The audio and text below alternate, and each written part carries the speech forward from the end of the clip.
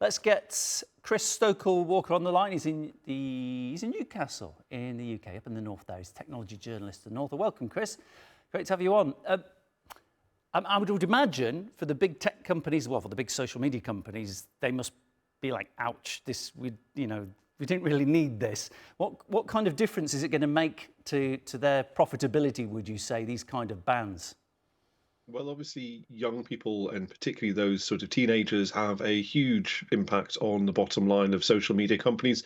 Not necessarily right now, because generally those social platforms say that they don't advertise to those younger users, and people are watching very carefully to ensure that they don't. But because actually they ingrain in them the habits of tomorrow. So you become a real keen consumer of these sorts of platforms when you start to have disposable income in your late teenage years and then bring that on towards being an adult. And so it's at that point, I think, that really these things become vital for the bottom lines of these companies, because when you are an adult and you have this sort of money to spend, that is when they really do start to make their money from targeted advertising that they sell to other products.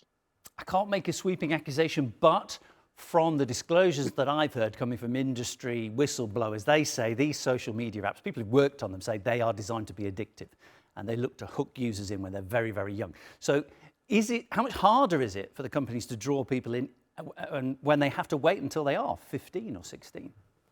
Yeah, if they don't get those habits ingrained at a young age, then it does become more difficult. And actually, that is one of the things that I think is good about this, is that it stops that addiction that is happening at a very young age and gives people the choice to have something different. But one of the things I think is underpinning this whole debate and this discussion is an absence, currently at least, of evidence. You mentioned that we have the Australia ban coming into force, some 4.7 million people in that country under the age of 16 now engaged basically in a nationwide experiment to understand really what the impact of social media is. Because in the time that obviously we have started adopting social media, we have to bear in mind there have been huge changes in our lives in other ways. We have gone through a global pandemic. We have gone through, if you look in the last 20 years or so, huge changes to our economies, including multiple recessions. And so, really, I think what is difficult to understand scientifically, and what we will get from the Australia experiment is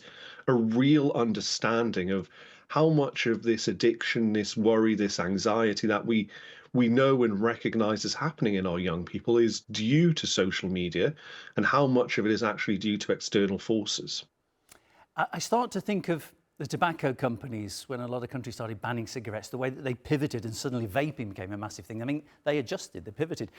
Do you think that the big tech companies with so much revenue at stake will pivot in some direction?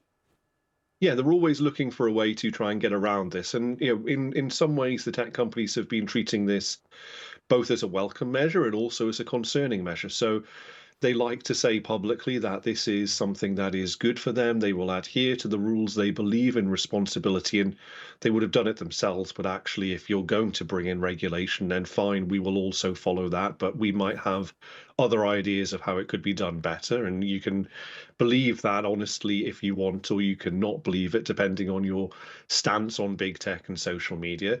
But at the same time, there is a massive lobbying campaign going on to try and weaken these laws and to hammer them down. So you mentioned the Digital Services Act, which is, of course, one of the ways in which this is being enforced in Europe, and one of the ways in which we're starting to see this really cracking down on social platforms. But there are other rules going through European parliamentary procedures right now to do with the digital world that have been weakened a little bit. And I think what we're starting to see is some of that money and time being spent on lobbying really starting to bear it in watering down some of this legislation.